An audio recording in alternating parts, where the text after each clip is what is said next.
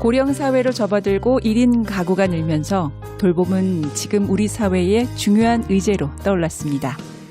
그러나 돌봄은 여전히 각자 도생의 문제이며 돌봄의 비극은 곳곳에서 반복되고 있습니다. 태어나서 죽을 때까지 우리 모두는 누군가를 돌보고 또 누군가의 돌봄을 받으며 살아갑니다.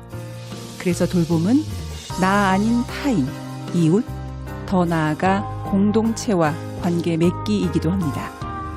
성소공동체 FM 기획 시리즈 3부작 돌봄 공동체 대구를 설계하다. 이 프로그램은 아직도 개인의 책임에 머물고 있는 돌봄을 지역 돌봄, 사회적 돌봄으로 전환하기 위해 기획되었습니다. 오늘 2부에서는 지역사회 통합 돌봄이 필요하다라는 주제로 우리 사회가 맞닥뜨린 이 돌봄 문제에 대처하기 위해서 최근 제기되고 있는 지역사회 통합 돌봄에 대해 알아보고요. 선구적 사례로 평가받고 있는 광주광역시 서구 광산구 사례를 살펴보면서 지역사회 통합 돌봄이 왜 필요한지 함께 고민하는 시간 갖도록 하겠습니다.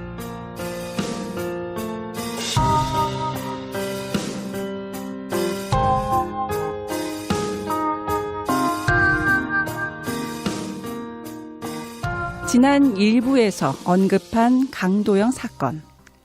가난한 청년이 아픈 아버지를 집에서 혼자 돌보다 결국 아버지를 죽음에 이르게 한 사건이었는데요. 그 사건을 살펴보면서 우리는 그 청년이 우리 사회가 갖춰놓은 각종 복지제도와 사회 안전망, 그 어느 하나도 이용할 수 없었던 사실을 알게 됐습니다. 그런데 만약 저를 포함해서 여러분이 그 가난한 청년이었다면 아버지를 돌보기 위해서 어떻게 해야 했을까요? 어떤 복지제도가 있는지, 어떤 돌봄 제도가 있는지, 어디를 찾아가 누구를 만나 어떤 도움을 청해야 하는지 혹시 여러분은 알고 계십니까? 우리나라 각종 사회보장급여는 연금, 기초생활보장급여, 장애인 수당 등 360개가 넘는다고 합니다. 여기에 간병, 보육, 노인 수발 같은 돌봄과 관련된 사회 서비스의 종류는 240개가 넘고요.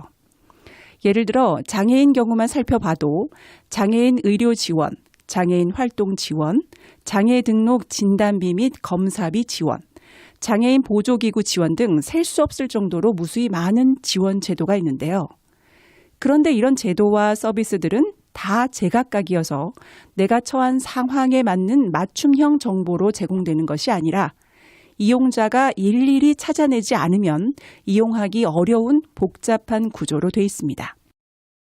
그걸 신청받는 기관도 다 제각각입니다. 그러니 이런 복잡한 정보에 잘 접근해서 신청하는 사람이 제도의 혜택을 더 누리게 되겠죠. 이러한 상황을 영남대학교 휴먼서비스과 김보영 교수는 복지 능력주의라고 이름 붙이기도 했는데요. 정작 도움이 긴급한 사람은 도움을 요청할 수 없을 정도로 힘든 경우가 많아서 오히려 제도로부터 배제되는 이상한 상황이 반복되고 있는데 김보영 교수는 이런 상황이 계속 벌어지는 이유가 우리나라 복지제도의 이중의 책임 회피 구조 때문이라고 진단합니다. 예를 들어서 가장 기본적인 기초생활보장제도 같은 경우도 우리나라는 이제 재산을 환산하는 기준도 굉장히 복잡해서 예전에 이제 법 같은 걸 이제 다룰 때는 국회의원분들도 이해하기 힘들어할 정도로 굉장히 복잡합니다.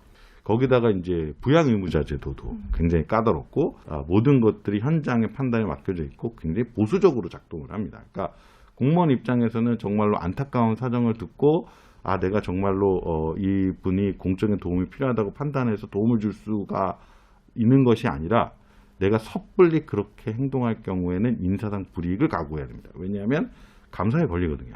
공무원분들이 나쁘고 그런 사람이어서가 아니라 구조적으로 그렇게 만드는 것이 있습니다. 우리나라의 대부분의 제도, 예를 들어서 복지급여가 아까 340여 가지가 된다고 그랬는데 그중 70% 이상은 시군구청을 통해서 전달이 됩니다. 그중에 90%가 국가보조금입니다. 그러니까 중앙정부가 다 통제하는 예산이라는 거예요. 그러니까 이제 일선 공무원분들은 대부분의 복지급여를 중앙정부의 지침의 통제를 받습니다. 그러니까 일선 지방정부 공무원분들은 시민이나 주민들의 필요에 따라서 판단을 하는 게 아니라 지침을 최우선시할 수밖에 없는 구조를 가지고 있는 거죠. 그러면 지침을 아까 말씀드린 대로 최대한 보수적으로 해석을 해야 되고, 그런 이유 때문에 그렇게 비극적 사건이 일어난다고 한들 도덕적 비난을 받아도 구체적인 제도적이나 법적 책임을 지지 않습니다. 일선에서는요. 그러면은 이제 그걸 통제하는 중앙정부는 그럼 그걸 책임질 수 있느냐? 중앙정부는 말 그대로 중앙정부잖아요. 제도나 뭐 전체적인 틀에 대한 책임을 지겠죠. 그러면 종합부문은 이런 거예요. 어떤 그러한 일선에서 굉장히 안타까운 상황이 발생을 했다. 그러면 그것에 대해서 공적 체계에서 구체적 책임을 지는 사람은 아무도 존재하지 않습니다. 개인이 있죠. 네, 그러니까 그게 다 개인으로 넘어가 버리니까 이제 그게 복제능력주의가 되는 거예요. 그러니까 이중에 책임 회피 구조가 존재하고, 그러한 가운데 사각지대는 끊임없이 발생하고, 결국 말씀하신 것처럼 개인의 능력과 책임의 모든 것들을 다 해서 이 세계 10위의 경제 대국인 대한민국에서 끊임없이 정말 믿기 어려운 비극적 사건들이 끊임없이 일어나는 이유는 우리나라의 복지제도는 기본적으로 더 도움이 필요한 사람이 오히려 더 도움으로부터 배제될 수밖에 없는 구조적 문제를 가지고 있다, 이렇게 볼 수가 있는 것이죠. 그런데 이건 단지 복지 사각지대에만 국한된 문제는 아닌 것 같습니다. 우리 사회는 지금 돌봄에 대한 요구가 폭발적으로 증가하고 있고 다양해지고 있습니다. 특히 고령화가 빠르게 진행되면서 이 노인 돌봄이 중요한 문제로 부상하고 있고요. 그에 따라 돌봄 관련 지출도 엄청난 속도로 늘고 있는데요. 사회 전체의 돌봄 지출이 10년 만에 10배 이상 증가했다는 보고도 있습니다. 우선 장기 요양보험 지출이 8조 원이 넘었고요. 요양병원으로 나가는 국민건강보험 재정은 9조가 넘었습니다. 특히 우리나라 요양병원 병상 수가 OECD 평균의 10배가 된다는데요. 최근 한겨레 신문이 조사한 결과에 따르면 만 60세 이상 성인 남녀의 76%가 요양시설이나 병원이 아닌 집에서 노후를 보내고 싶다고 답변했고요. 2017년 노인 실태 조사에서는 57.6%의 노인들이 살던 집에서 여생을 마치고 싶다라고 했습니다. 그럼에도 불구하고 우리의 현실은 왜 기승전 요양병원일까요? 왜 가족들은 노인들을 현대판 고려장이라고 불리는 요양시설이나 요양병원으로 보내고 있는 것일까요? 대구대학교 사회복지학과 양난주 교수님 설명을 들어보겠습니다. 장기요양보험 제도에는 뭐냐면 이제 와상노인처럼 굉장히 중증이신 분이 있고, 그 다음에 이제 그렇게 중증이 아니신 분도 있고, 이렇게 해서 등급으로 나눠지거든요. 1등급부터 5등급까지로 나눠지는데, 굉장히 제가 아이러니라고 생각하는 게, 그러면 노인 요양시설에는 1, 2등급인 어르신들이 많고, 그 다음에 3, 4, 5등급인 어르신들은 지역사회에 많아야 되잖아요. 근데 장기요양시설에 3, 4, 5등급 어르신이 더 많아요. 그건 뭐냐면 3, 4, 5등급도 1번 그렇게 꼭 시설에 계시지 않아도 될 분도 자유롭게 갈 수가 있다. 급여 변경을 해가지고. 그러니까 선택할 수 있는 거예요. 그런 시설에 가는 이런 거를. 그 다음에 또 하나는 3, 4, 5등급 어르신들이 본인이 필요로 하는 지역사회 서비스들을 충분히 이용을 하는데 그게 욕구가 충족이 되지 않는 거예요. 하루에 3시간씩 오는 이걸로는 안 되는 거예요. 방문 요양은 하루에 3시간 한 번 오고 가는데 그럼 3시간 나머지 시간은 어떡하냐.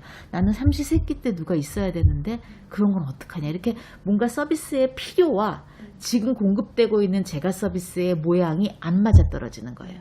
그러면 시설이라도 가면은 시설은 그래도 24시간 누가 보고 있는 거 아니냐, 이런 의미 속에서 시설을 선택하는 경우들이 많은 거예요. 시설을 좋아하시진 않죠. 그렇기 때문에 울며 겨자 먹기로 시설을 선택할 수밖에 없는 뭐 이런 경우도 있고, 그다음에 또 하나의 문제는 뭐냐면 요양병원이에요. 왜냐하면 다른 나라를 보면 이렇게 장기요양 제도가 별도로 있을 경우에는 이런 우리가 일반 알고 있는 급성기 병원들, 이런 병원들 외에 이런 요양병원이 별도로 있질 않거든요. 우리나라는 이게 그러니까 뭐 시장 방식에 의해 가지고 그냥 허용을 한 거죠. 뭐 수술 후 환자라든지 뭐 이런 재활이 필요한 사람이라든지 이런 사람들이 아니라 인지장애를 가진 고령자의 비중이 자꾸 늘어가고 그다음에 요양병원의 입원 일수가 장기화되고 이런 추세를 봤을 때 요양병원의 역할이 요양시설과 중복적이다. 이거는 우리 건보료가 그렇게 또 쓰이고 있다는 거거든요. 거기에 들어가는 공적 재원의 규모를 생각해 보세요. 2020년 서울대 산학협력단의 연구 보고서에 따르면 시설에 있는 노인 10명 가운데 6명은 지역사회에서 최소한의 돌봄으로 생활이 가능하지만 불필요하게 요양시설이나 병원에 입원한 사람들입니다. 즉 돌볼 사람이 없어서 입원을 선택하는 경우라는 거죠. 걷거나 이동하는 것이 힘들어 통원치료에 어려움을 겪거나 끼니를 챙겨 먹는 것이 힘든 경우, 가사노동이 안 되어 일상생활을 유지하기 힘든 경우, 그 외에도 외로움 때문에 말벗이 필요할 수도 있겠죠. 이런 어려움을 해결하는 돌봄 서비스가 다양하게 제공된다면 건강이 나빠진 노인도 자기가 살던 동네, 자기가 살던 집에서 계속 살 수 있지 않을까요? 지난 문재인 정부에서는 이런 청사진을 담아 이른바 지역사회 통합돌봄 기본 계획을 내놓으면서 2025년까지 커뮤니티 케어 기반을 구축하겠다고 발표했습니다. 윤석열 정부 또한 국정과제를 통해 지역사회 계속 거주를 위한 예방적, 통합적 돌봄 강화를 실현하겠다고 밝힌 바 있습니다. 이렇듯 지역사회 통합 돌봄은 거스를 수 없는 흐름이 되었는데요. 이른바 지역사회 통합 돌봄 또는 커뮤니티 케어는 돌봄이 필요한 주민, 어르신이나 장애인 등이 살던 곳에서 개개인의 욕구에 맞는 서비스를 누리고 지역사회와 함께 어울려 살아갈 수 있도록 주거, 의료, 요양, 돌봄, 독립생활 등을 통합적으로 지원하는 지역 주도형 사회 서비스 정책입니다. 지역사회 통합돌봄 사업은 세 가지 성격이 있다고 생각해요. 하나는 뭐냐면 사회서비스 정책이 가져나가야 될 정신, 지향. 돌봄이 필요한 사람은 누구나 그거를 신청을 해서 보장받을 수 있도록 보편적 돌봄 보장이라는 성격이고, 두 번째로는 지역사회 통합돌봄이라는 사업, 서비스, 기존에 있는 서비스로 많이 부족하다라는 거예요. 노인 맞춤 돌봄하고 노인 장기 요양하고 그다음에 장애인 활동 지원하고 이런 서비스들밖에 없는데 이 개별 서비스들도 굉장히 많이 발전돼야 되겠지만 지금 지역사회 통합돌봄 사업에서 많이 얘기했던 것 중에 하나가 방문의료거든요. 그러니까 다른 나라 같은 경우는 방문의료를 많이 한다고 그러더라고요. 방문의료라든지 방문간호라든지 그다음에 또 이제 뭐 안심주택이라든지 지금 또 이제 식사지원. 정말 혼자서 장을 봐서 요리를 해서 새끼를 해결하는 게 굉장히 큰일이잖아요. 가장 기본적인 것 같은데. 근데 이거가 쉽지 않은 많은 가구들이 있어요. 이제까지 제도별로 분절적이었던 것들을 그 사이사이를 메우고 그 다음에 새로운 제도를 통해서 더욱 고양시키는 이런 서비스들이다. 이게 이제 두 번째고요. 세 번째는 전달체계라고 하는 건 뭐냐면 우리나라 지금 현재 서비스 구조는 어떻게 되어 있냐면 내가 뭔가가 필요하면 내가 뭘 받을 수 있는지 내가 알아야 돼요. 그래서 거기를 또 어디다 신청해야 되는지 내가 알아야 돼요.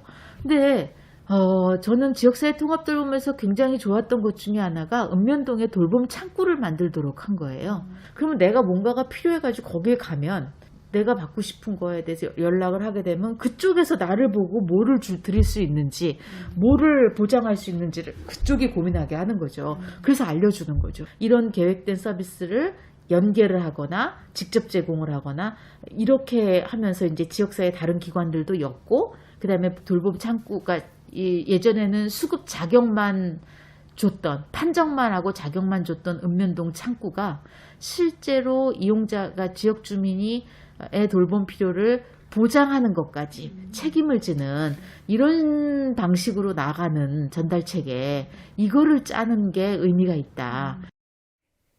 그래서 지역사회 통합 돌봄이 제대로 이루어지려면 거기에 맞는 돌봄 서비스를 제공할 수 있는 권한과 책임이 일선 현장에서 주어져야 돌봄 문제에 대응할 수 있다는 사실을 또다시 확인할 수 있게 되는데요. 영남대학교 김보영 교수는 돌봄 지역 책임제라고 해서 돌봄에 대한 지자체의 권한과 책임을 명확히 하는 것이 필요하며 그리고 지금 조건에서도 지자체가 의지를 가지면 지역사회 통합돌봄 서비스를 구축하는 게 가능하다고 말합니다. 그렇다고 해서 그러면 중앙제도의 개편 없이 지자체는 할 수 있는 일이 없느냐? 그게 아니라는 거죠. 왜냐하면 어쨌든 간에 사회보장제도의 70%는 시군구를 통해서 전달이 되고 그것의 법이든 시행령이든 지침이든 다 뭐를 전제로 하고 있냐면 일선의 급여에 대한 최종 결정권자는 시군구청장입니다. 지자체장이에요. 시군구장이 의지만 있으면 상당한 부분을 할 수가 있다는 거예요. 예를 들어서 지금 모든 제도마다 어떤 거는 뭐 주민센터, 어떤 거는 시군구, 어떤 거는 뭐 공단 이렇게 다 뭐 신청 경로나 이 심사 과정이 다 달라요.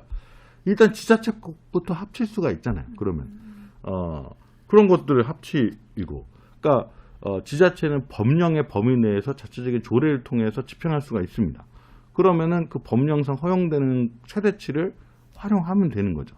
이미 이 뭐 찾아가는 보건복지 서비스라고 하면서 이제 공무원이 이제 신청 받은 거에 대해서만 심사하는 게 아니라 집까지 찾아가서 욕구 판단하고 이런 거를 운영하고 있거든요.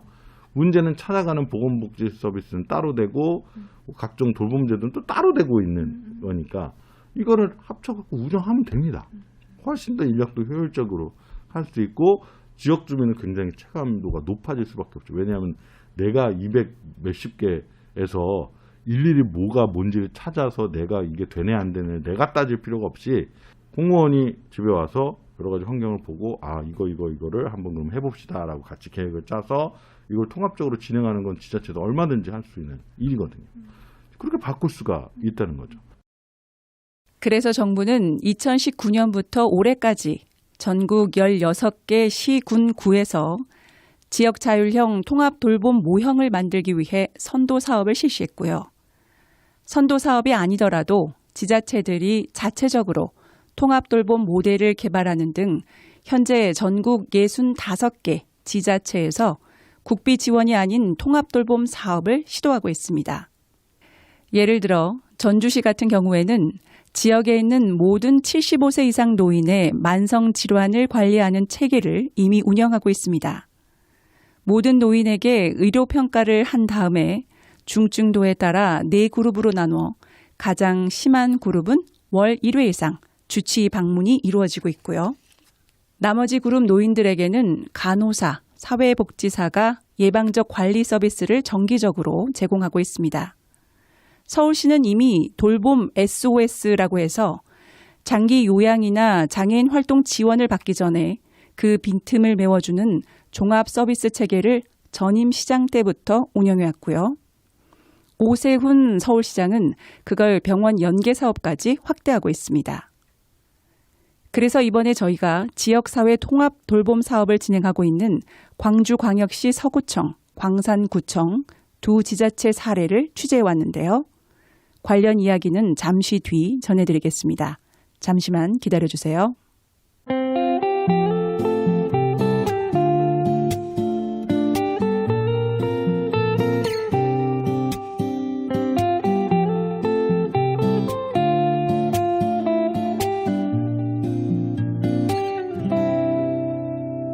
성서 공동체 FM.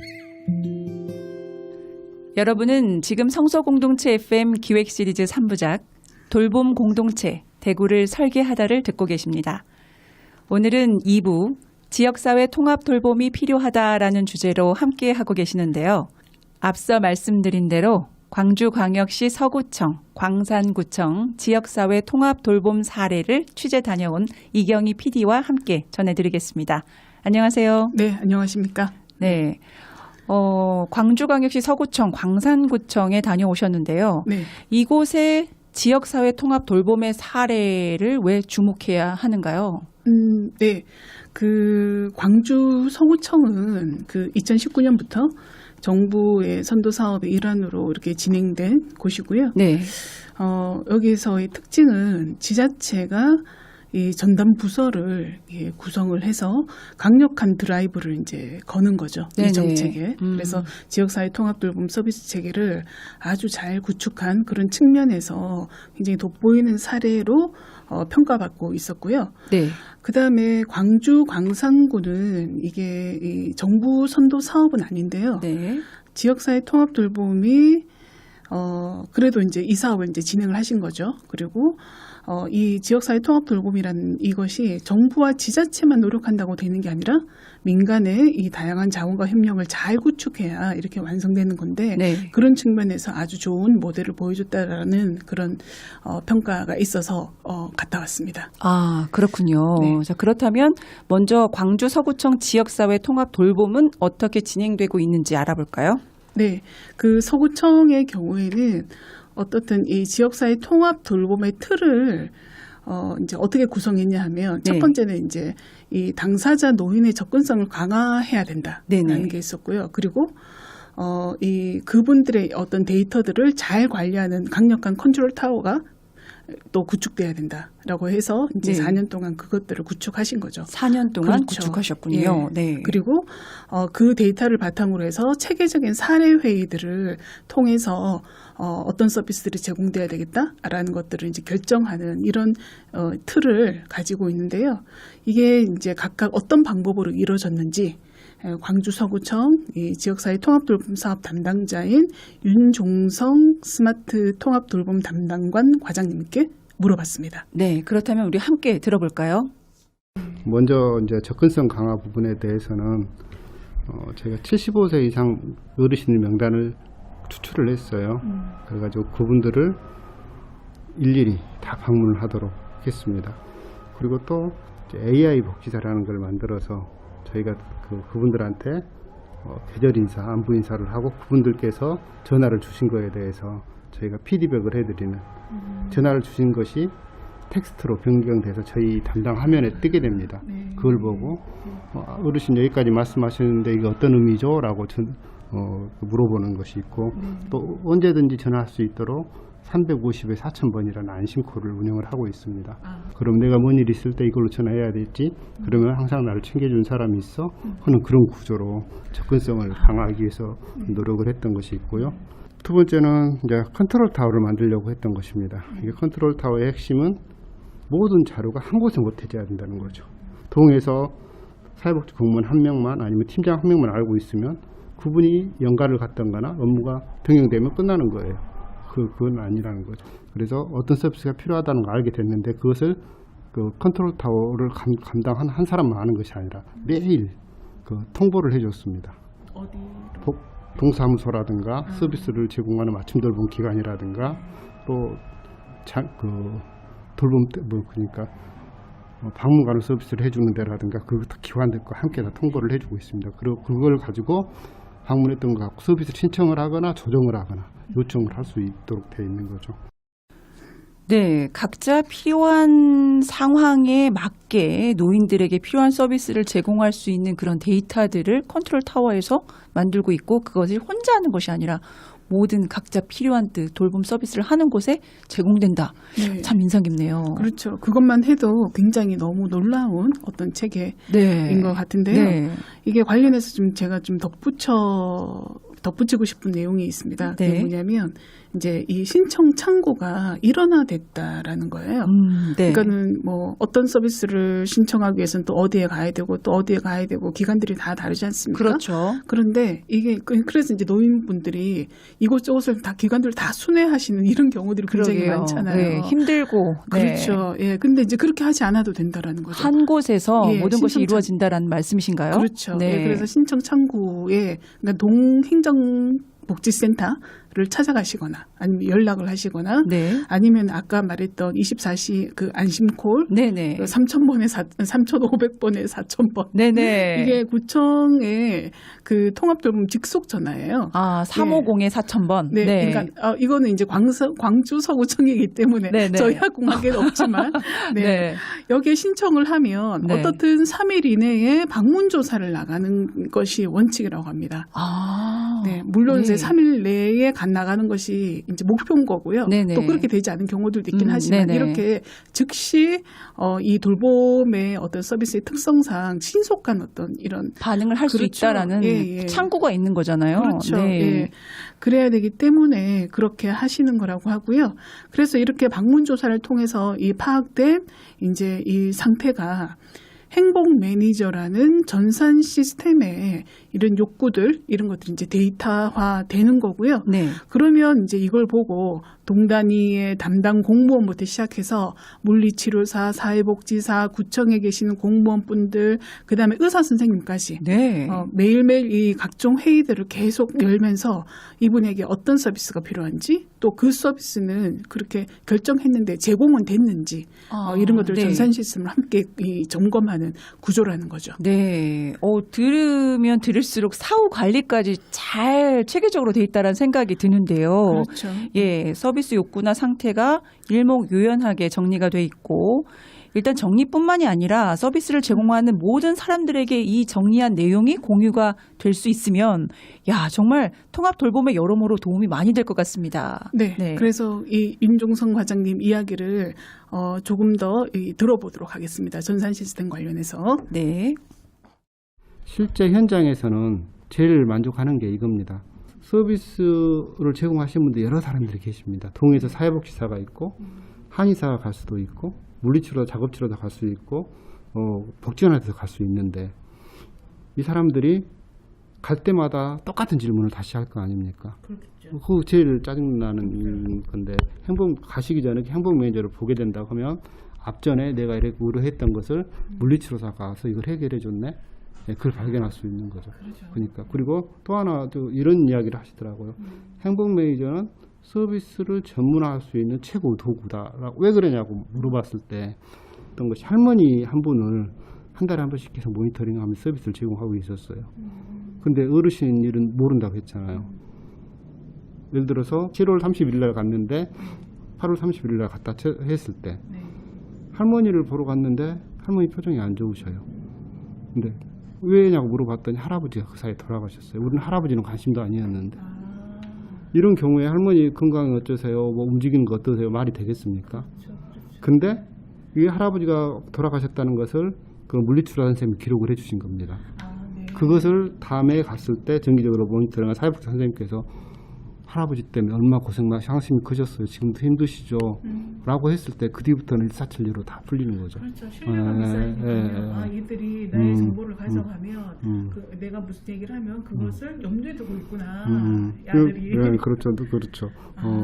그런 역할을 제일 높이 하시더라고요. 네. 서비스를 제공하는데 만족을 하신다라는 것들에서 공감대 형성이 무엇보다 중요하다는 생각이 듭니다. 그럼 이런 통합적인 관리 시스템을 이용해서 제공되는 돌봄 서비스는 어떤 게 있나요?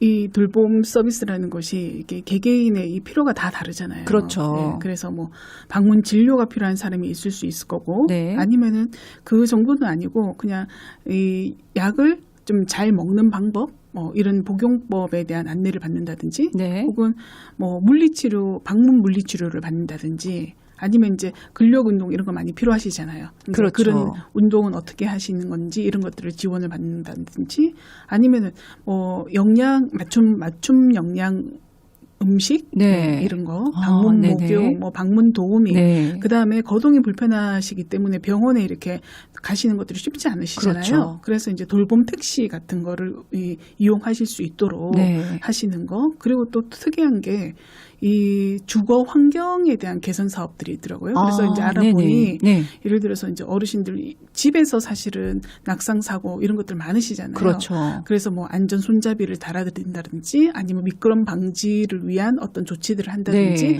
이런 것들 것들까지 포함해서 아, 그런 서비스들이 네네. 아주 이 광범위하게 이루어지고 제공하고 있더라고요. 있는 거네요. 네. 사실은 이 모든 서비스들을 자녀들이 해야 되는 문제들을 이 지자체에서 그 세세하게 맞춤형으로 서비스를 제공하고 있다라고 생각이 드니까 이 주민들과 노인분들 서비스 만족이 클 것 같은데요. 실제로 어떤가요? 뭐 어떻든 이게 이제 자녀가 없는 분들도 너무 많으시고요. 그렇죠. 1인 가구가 많기 때문에. 그렇죠. 그래서 이제 이것들에 대한 이 수요, 이 서비스가 좀 필수적으로 통합돌봄 서비스에서는 이렇게 따라 붙는 것 같더라고요. 네네. 그래서 이제 그런 거 해주시니까 얼마나 만족도가 높으시겠어요. 그렇죠. 그죠? 필요한 부분에 네. 해결을 해 주시니까요. 네. 그래서 뭐 주민분들 어떻게 얼마나 이렇게 만족하고 계신지 네. 뭐 이제 이런 이야기들을 이 과장님 통해서 얘기를 한번 들어보도록 하겠습니다. 네, 한번 들어보죠. 실제적으로 그 어르신들께서 가장 필요하고 만족하시는 것들은 여러 가지 있지만 좀 음식에 대한 만족도가 굉장히 크고 두 번째 병원 왔다 갔다 할 수 있는 돌봄 택시 만족도가 굉장히 큽니다. 근데 저는 현장에서 봤을 때 실제적으로 큰 효과라고 봤던 것이 어떤 거냐면 단백질 음료 그게 굉장히 효과가 있었다고 봐요. 암 환자 치료받고 나서 음식이 안 좋고 차후 관리를 해야 되는 상황인데 영양이 안 되니까 못 움직이셔요. 근데 캔 하나를 딱 들고 얼굴에 살이 올라오고 움직이고 계시는 거예요. 기적을 일으키는 저는 마법의 음식이라고 생각을 했습니다. 그런 것들을 저희 영양사분들이 예를 들어서 2달 투입할 것인지 그 다음에 언제 식사로 돌릴 것인지 뭐 그런 식으로 결정을 하고 계시긴 합니다. 최근에 그 광주 서석고라고 있어요. 근데 그 서석고 그 앞에 계시는 할머니이신데 그분이 전화를 하셔갖고 갔더니 형광등이 떨어져서 갈아주래요. 제가 그거 갈아줬어요.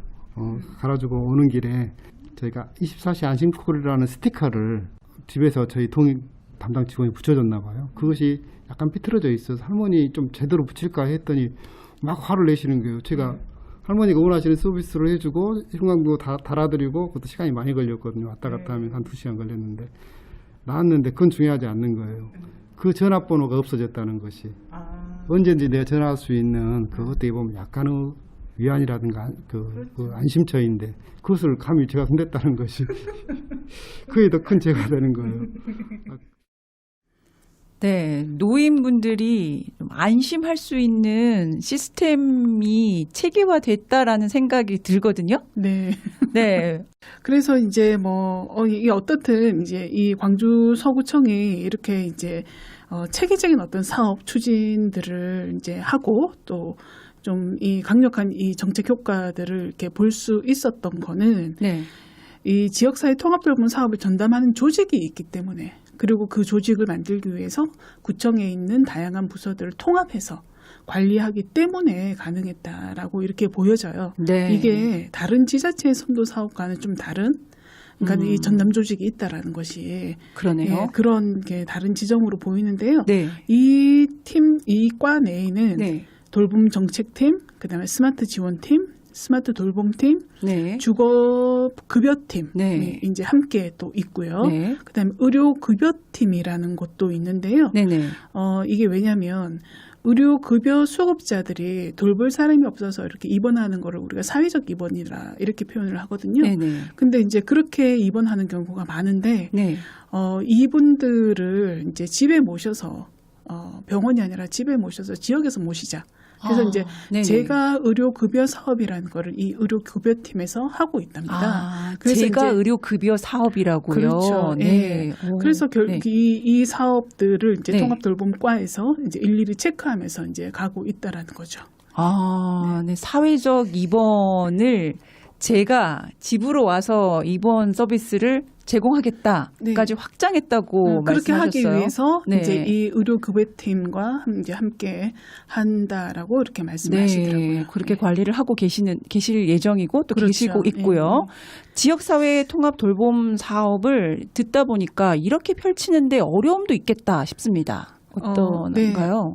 어떻든 이게 이제 선도 사업이 올해 이제 끝난다 하시더라고요. 네네. 정부에. 예. 네. 근데 이제 그래서 이제 지속 가능성이 좀 고민이셨다 하셔요. 제일 중요하죠. 네네. 지속 가능성이요. 예. 근데 이제 다행히 이 광주 시장이 이 복지 공약 1호로 광주 다음 통합 돌봄 체계를 구축하겠다라고 네. 이렇게 약속을 했답니다. 네네. 그래서 1년에 100억씩 4년 동안 400억을 투입하겠다는 계획을 발표를 했고요.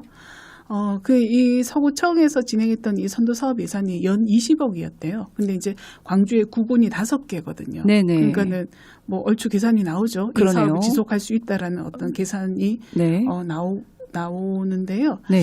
근데 이제 이 선도 사업이 어떤 이게 제도의 변화가 있었던 건 아니었잖아요. 법이 그렇죠. 바뀌었다라든지 네. 아니면 어떤 서비스들이 중앙 차원에서 이렇게 통합됐다라든지 이런 것들이 아니라 지자체 너희가 좀 알아서 해라고 해서 예산 정도 던져준 이런 사업이어서 그 한계가 이 선도 사업을 하면서 좀 어김없이 일선 현장에서 나타나고 있는 것은 있더라고요. 그래서 네. 이제 그럼에도 불구하고 이런 상황이 생길 수밖에 없네요. 그렇죠. 네. 그래서 이제 예를 들어서 이제 국민건강보험공단 네. 또 이제 이러한 이 통합돌봄 사업에 뭐 이게 지역 케어 회의라는 걸 통해서 같이 하고는 있는데, 네네. 근데 이제 국민건강보험공단에서는 이 환자들, 네. 그러니까 이용하고 이에 대한, 있으신 그렇죠. 분들에 대한 그런 자료가 자료를 이제 이 지자체에 오픈을 하지 않는다고 아. 합니다. 예. 근데 이제 공단에서 있는 자료와 네. 지자체가 이렇게 데이터들을 구축한 이 자료들을 합치면 엄청난 이런 효과들을 발휘할 수 있을 텐데. 그렇죠. 그리고 또 이제 이 서구청에서 이렇게 열심히 한 게 실제 환자를 줄여서 네. 건강보험공단의 어떤 재정의 이 뭐 비용을 줄이는 이런 역할도 해줄 수 있을 건데 그런 문제가 잘 풀려야 통합 돌봄이 되든지 말든지 할 것 아니냐 이렇게 이제 말씀을 하시더라고요. 그러네요. 네. 그 자료를 왜 따로따로 하게 되는지 아쉬움이 있으실 것 같습니다. 그렇죠. 네. 이게 결국에는 지역사회 통합 돌봄이라는 걸 하기 위해서는 갖춰져야 되는 조건들이 너무나도 많다. 그런데 그것이 잘 갖춰지면 정말 강력한 효과들을 또 가질 볼 수 수 있죠. 있다는 걸 네. 다시 반증하는 그런 그렇죠. 증거이기도 한 것 같습니다. 네. 그래도 저희가 어쨌든 이러한 상황들에서도 네. 지역 사회 통합 돌봄 사업이 2019년도부터 치면은 올해로 4년째잖아요. 네. 이 사업을 진행하면서 노하우도 많이 쌓으셨을 것 같고 또 기존 복지 서비스 전달 방식과는 좀 다른 경험도 많이 쌓였을 것 같습니다. 네. 어떤가요? 이 업무에 종사하시는 이제 서구청 전체 돈까지 포함해서 네. 이게 뛰고 계시는 분들이 공무원분들만 물론 뭐 기간제 뭐 계약직까지 포함해서 네. 70명 정도가 된다고 하십니다. 굉장히 많은 숫자죠. 많은 숫자죠. 그렇죠. 네. 그래서 이런 공무원분들이 이 지역사회 통합 돌봄 사업을 진행하시면서 한 4년 동안 진행하시면서 네. 이분들이 느끼는 어떤 변화는 없을까? 기존 복지 서비스와 그다음에 이 통합 돌봄 서비스의 어떤 변화 네. 이런 것들이 없을까라고 이렇게 물어봤는데요. 네네. 마찬가지로 윤종선 과장님 이야기 듣도록 하겠습니다. 네. 통합돌봄을 하면서 공무원들의 어떤 역할, 그러니까 사회복지에서 이야기하는 그 어떤 서비스, 뭐 개별화, 뭐 그런 것들이 가능하지 않았을까 싶습니다. 사회복지 공무원들은 그동안에 복지 급여에 천착해 있었습니다. 어떻게 급여를 줄 수 있을지. 저 사람이 힘들다고 막 와서 이야기를 하는데 내가 비교해 보는데 본인이 힘들지만 다른 사람보다 덜 힘들어. 그 잣대지 않은 역할만 했던 거였죠.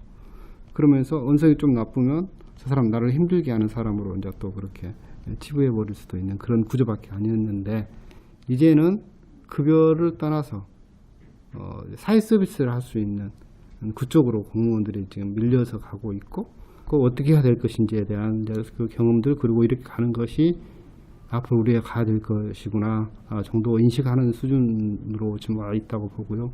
오로지 우리는 사람만 보겠어. 그렇게 이야기할 수 있을 만큼 근거 자료를 만들어야 될까? 경험을 쌓았다고 해야 될까? 그런 과정이었다고 저는 생각을 합니다. 네. 오로지 사람 중심으로 사람만 보겠어. 예, 그 사람에 대해서 고민하고 그분들에 대해서 사회 서비스를 비중 있게 제공할 수 있는 방법을 고민하고 있다. 그리고 그렇게 바뀌었다라고 말씀을 하고 계신데요. 네. 자, 그럼 이번에는 광주광역시 광산구 사례를 한번 살펴보도록 하겠습니다. 민과 관이 손을 잡고 협력 관계를 맺어서 지역사회 통합 돌봄에 대응한 경우 맞나요? 네, 맞습니다. 다른 경우네요. 네. 그 광산구는 이게 정부 선도 사업으로 진행된 게 아니라 자체 사업으로 진행됐는데요. 2020년에 광산구의 우산동이라는 이 지역, 네. 연고 임대 아파트가 이렇게 이 몰려 있는 밀집한 그런 지역인데 여기서 늘 행복 프로젝트라는 이 지역사회 통합 돌봄 사업을 이제 시작하게 됩니다. 네네. 이 내용은 그러니까 뭐 늘 행복 주치, 뭐 늘 행복 건강 밥상, 뭐 이런 이름을 보시면 알겠지만 네네. 의료와 뭐 이제 뭐 복지와 뭐 먹거리와 주거 네. 뭐 이런 것들을 통합적으로 제공하겠다라는 것이 내용이고요. 네네. 그다음에 이것을 구청에서 민간에 함께 하자고 이렇게 제안을 한 게 이 서구하고는 조금 다르죠. 네, 먼저 구청에서 우리 민간에게 함께 하자라고 손을 그렇죠. 내밀었단 네네. 말씀이시네요. 네. 근데 이제 이 광산구청이 이 사업에 얼마나 진심이었는지를 알 수 있는 대목이 있는데요. 네. 이 사업을 이렇게 계획하기 전에 그 전년도 2019년도에 네네. 영구 임대 아파트 생활 실태 전수 조사를 2달 넘게 구청에서 진행하게 됩니다. 이게 전국 최초라고 하더라고요. 네, 네. 최초로 전수 조사를 네. 2달 넘게 그것도 실시했군요. 이제 네. 복지문화국에 있는 공무원 146명이 아, 네네. 2달 동안 109개의 항목 설문을 직접 찾아가서 그 전체적으로 그 세대가 얼마 정도 되는 건가요? 세대가 3,384세대 이렇게 돼서 이게 전국에서 네. 가장 큰 규모라고 합니다. 그러네요. 네. 그러면 이 당시 광산구에서 영구 임대 아파트 주민들을 대상으로 본격적으로 지역사회 통합 돌봄 사업을 진행하기 위해서 민과 관이 이제 그런 제안을 받았을 때 협력해서 실행한 사업이 어떤 것이 있는지 말씀해 주시겠어요? 네, 이 크게 이 늘 행복 주치 사업과 늘 행복 건강 밥상 사업이었습니다. 이게 이제 돌봄 서비스를 주민들한테 이제 제공하는 방식에 있어서 네. 이게 이제 구청에서 이렇게 뭐 서비스를 제공하고 이런 것이 아니라 네. 민간이 그 서비스를 제공할 수 있는 주체로 설 수 있도록. 예, 그래서 조직이 필요하면 그 조직을 만드는데 구청이 도와주고. 네. 예, 그렇게 해서 구청에서 협력 지원해서 이제 이 사업들을 갖고 가는데요. 네. 예를 들어서 이제 늘 행복 주치 사업이라고 한다면 네. 이게 이제 이 의사가 필요한 거잖아요. 그렇죠. 네. 그리고 병원까지는 아니라 하더라도 의원과 같은 의료기관을 여기에 설립하게 됩니다. 따로 설립을 한 네, 거예요. 민간에서 아. 네, 그러니까 광주 의료 사회적 협동조합이라는 이 조직이 만들어지고 네. 그다음에 그 조직에서 이 의료기관을 세우게 되고 아. 예, 그 과정에서 네. 이제 구청이 함께 이제 협력하는 이런 사례가 있었는데요. 어떻게 네네. 협력을 했는지 임목란 이사장님이 설명을 또 들어보도록 하죠. 네, 같이 듣겠습니다.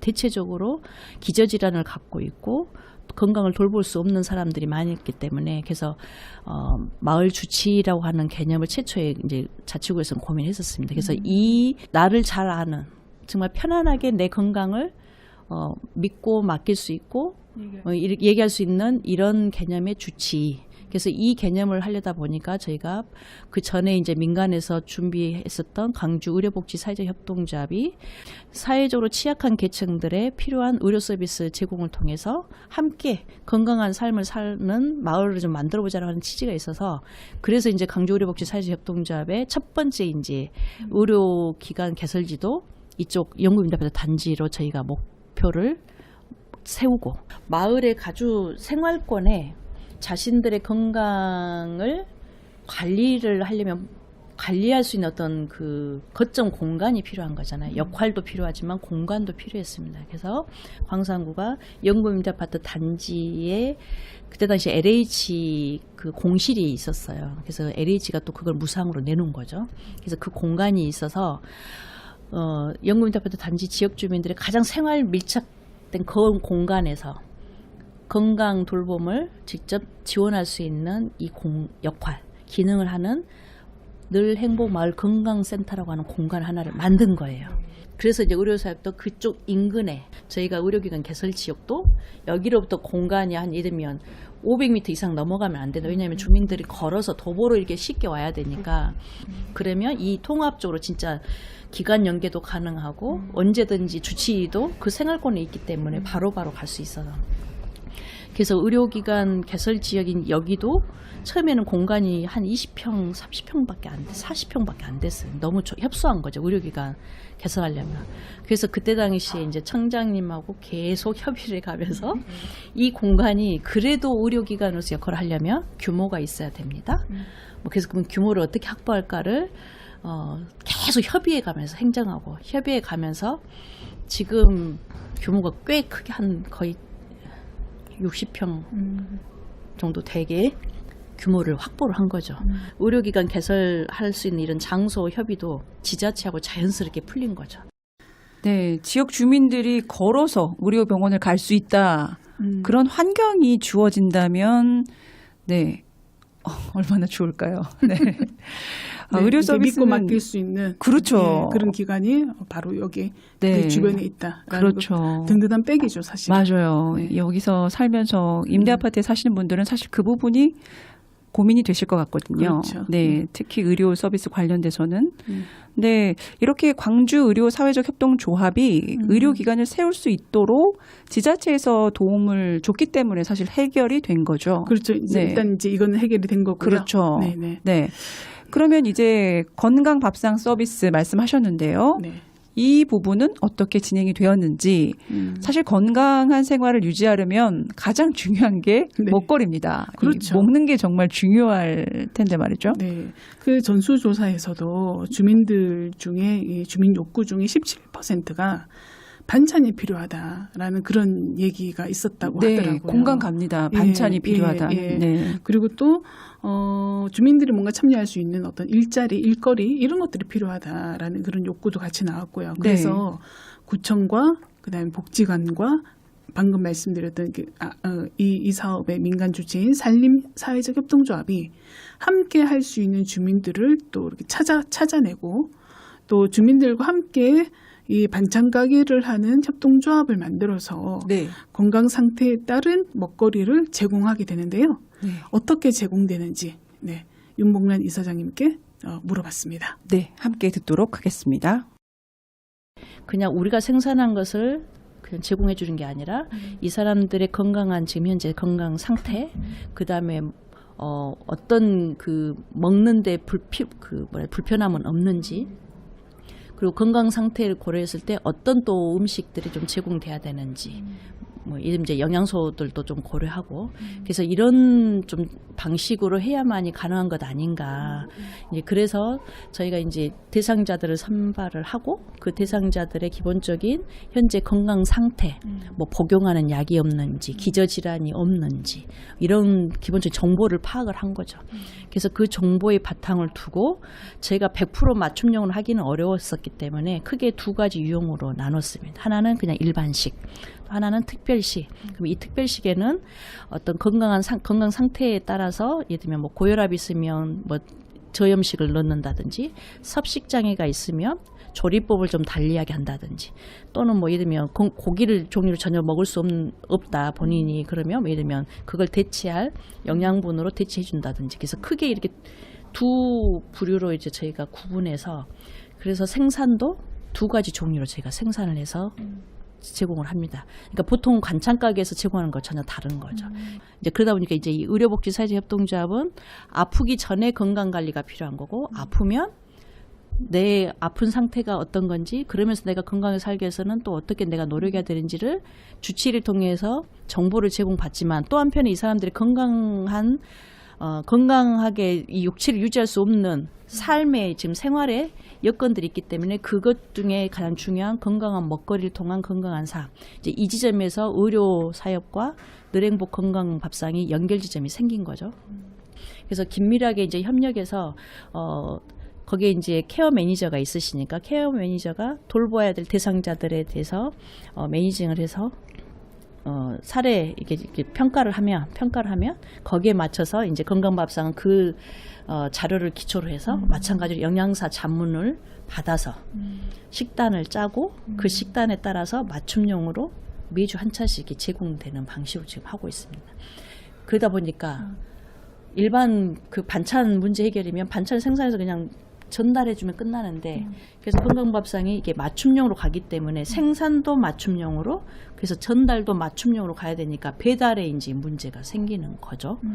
그래서 윤복날을 위해서 만든 거면 윤복날한테 전달해야 되기 때문에 이제 이 배달 체계까지도 저희가 꼼꼼하게 이제 고민을 했었었는데 이제 초기 기업에서 배달 서비스까지 다 100% 할 수가 없어서 또 마찬가지 지역사회 그런 역할들을 할 수 있는 기관인 자원봉사센터에 협조를 구해서 그 자원봉사자들이 배달 서비스의 역할을 맡게 한 거죠. 그래서 마찬가지로 또 배달을 그냥 배달만 하는 게 아니라 안부 살핌도 하시고 때로는 뭐 만족도 조사라든지 필요한 어떤 그 또 다른 조사 역할들 이분들이 또 수행해 주시고 그래서 어떻게 보면 이 사업이 의료 사업하고도 통합이지만 이 사업을 반찬 그 건강한 도시락 제공이라는 이 사업 하나가 설계되고 실제 실행되는 이 모든 과정에도 기관들끼리의 통합 체계가 필요했었고 또 그게 적절하게 잘 맞아 떨어졌기 때문에 이제 2년 된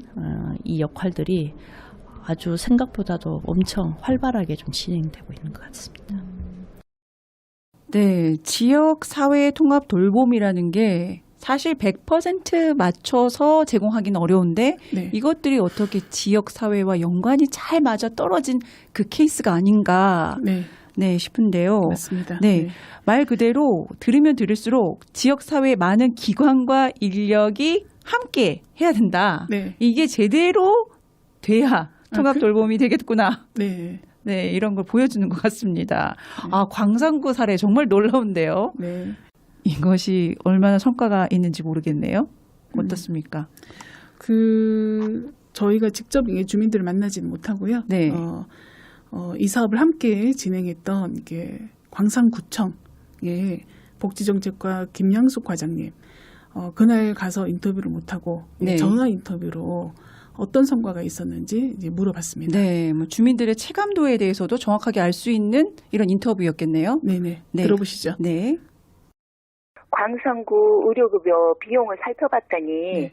매년 10% 이상 증액이 되고 있었습니다. 네. 그런데 지역사회 통합돌봄 서비스 대상자의 의료급여는 네. 2020년 대비 지난해 단 2.5% 상승에 그친 효과가 나타났어요. 네. 연간 의료비를 비교해 볼 때 네. 통합돌봄 서비스 효과를 입증할 만한 고무적인 통계라고 생각이 됩니다. 네. 또 다른 사례로는 네. 돌봐줄 가족이 없어 요양병원에 8년간 입원을 한 그 주민이 계셨는데요. 네. 케어안심 주택에 입주한 60대 어르신이 계셨어요. 네. 이분이 2020년도에 의료급여 비용이 약 1,700여만 원이었는데 네. 2021년 케어안심 주택 입주 후에 발생한 비용은 네. 약 260여만 원으로 65% 정도 비용이 절감된 것을 확인할 수 있었습니다. 네. 그래서 저희는 지역사회 의료 돌봄 체계를 갖춘다면 네. 충분히 막대한 의료 비용을 줄일 수 있다는 일례를 의료 의료늘행부 주치 사업을 통해서 네. 확인을 할 수 있었습니다. 네. 그리고 저희가 마을을 위한 의민 활동에 참여를 할 경우 올 5만 원의 지역 상품권 등을 지원하는 사회활동 촉진 수당을 운영을 했습니다. 아, 네. 윗집이 아랫집 안부를 살피고 네. 어떤 집이 마을 공동식당에서 도시락을